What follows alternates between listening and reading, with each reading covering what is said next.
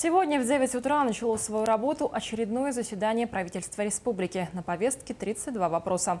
Прямо сейчас в зале заседаний находится наш корреспондент Александр Лысак. Он следит за ходом обсуждения. Саша, добрый день. Какие новости к этому часу? Все ли вопросы рассмотрены Кабинетом министров? Да, Катя, здравствуйте еще раз. Заседание правительства Якутии уже закончилось. Все 32 вопроса члены Кабмина успели рассмотреть до обеда. Сейчас расскажем о нескольких пунктах, которые они обсудили. Для начала начнем с экономического блока. Под пятым номером повестки значилась оценка эффективности предоставляемых льгот по региональным налогам. Кроме того, члены правительства утвердили методику также по оценке эффективности, но уже к пониженным ставкам по налогу на прибыль организаций. На сегодняшний день это достаточно актуальная тема. Так нам сказал министр экономики Якутии Валерий Максимов. Давайте послушаем, о чем еще он нам рассказал. В части предоставления налоговых льгот эта тема сейчас очень актуальная, и мы считаем, что в этой связи нам необходимо проводить мониторинг оценки эффективности налоговых льгот. Соответствующая методика разработана и согласована со всеми заинтересованными сторонами. Сегодня заседание правительства утвердило эту методику. Соответственно, мы сейчас будем на регулярной основе оценивать эффективность предоставления налоговых льгот.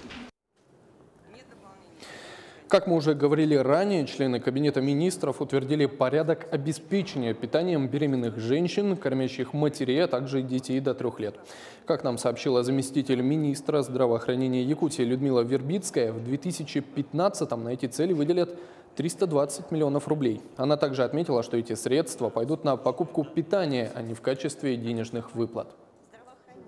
Выдача продуктами, то есть это сухие адаптированные молочные смеси. Кроме того, дети, которые у нас вот из малообеспеченных семей, это еще плюс дополнительно каша идет. То есть этой категории детей мы дополнительно сделали, чтобы была каша. Имеется перечень из 10 наименований, который тоже утвержден в постановлении правительства, по которому могут закупаться различные виды.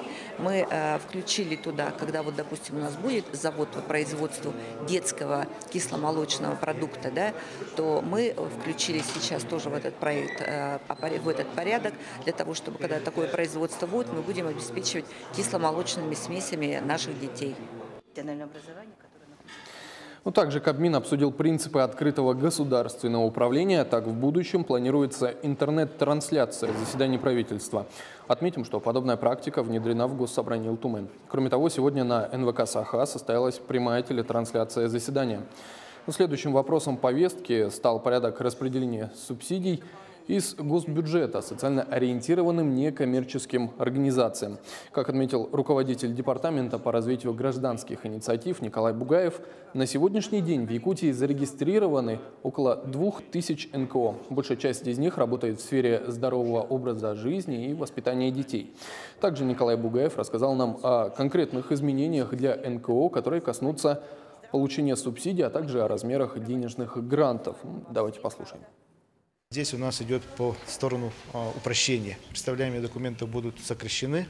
Также мы сделали унификацию с формы заявления с президентскими грантами Российской Федерации. Также было необходимо дополнение, то что 10% софинансирования. Есть такое уже, сейчас требование у нас будет такое, чтобы было 10% хотя бы софинансирование. В этом году по линии департамента выделяется 37 миллионов рублей, и наша республика еще участвовала в конкурсе регионов, и благодаря этому выиграла, можно сказать, 9,5 миллионов рублей. Вот такие вопросы рассмотрели члены правительства Якутии сегодня. На этом у меня пока все. Екатерина. Спасибо, Саша. Напомню, что это был Александр Лысак с прямым включением заседания правительства. Расширенные итоги заседания будут подведены в наших вечерних выпусках. Не пропустите.